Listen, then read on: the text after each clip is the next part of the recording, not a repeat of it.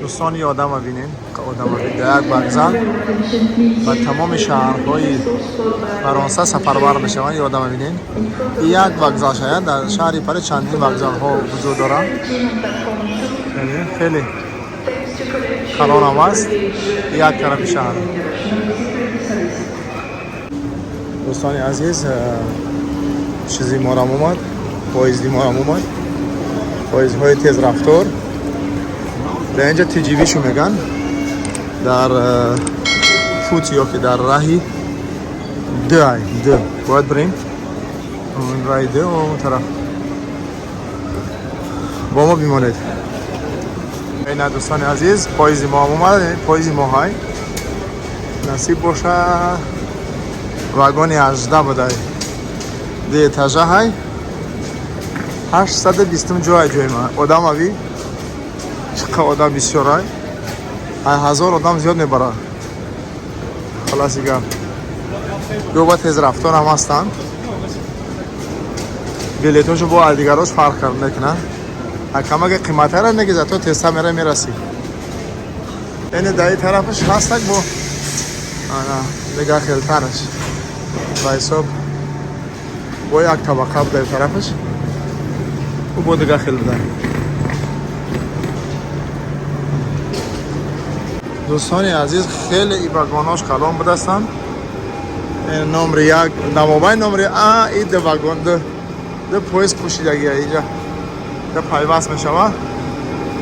ما حالی 18 های واگن 18 یا ویل خیلی کلان های.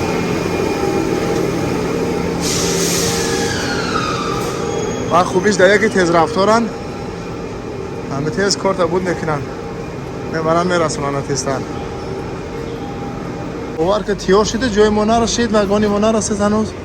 این نمره 15 های 16 17 18 ای بچه همو اخیر دمو چی یا که ای طرف سرشویشه با فکرم ای طرف سرشویش. اینه ببین چه خیلی اندروناشو. خب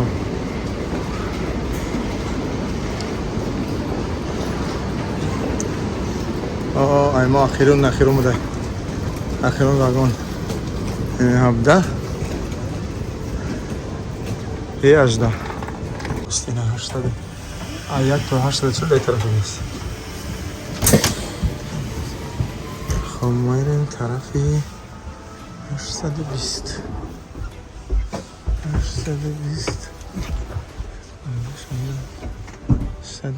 این جای ما 820.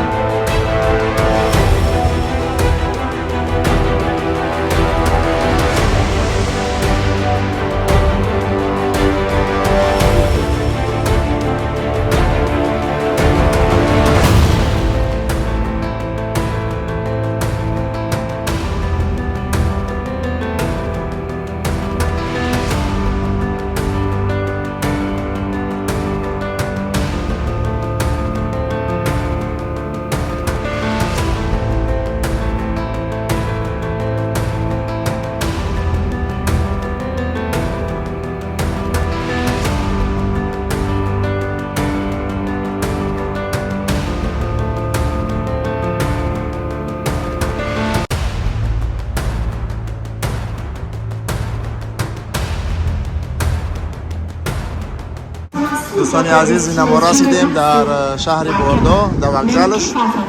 اینم میره دیگه طرفای شهر دیگه. چی گفتن خدا بگیره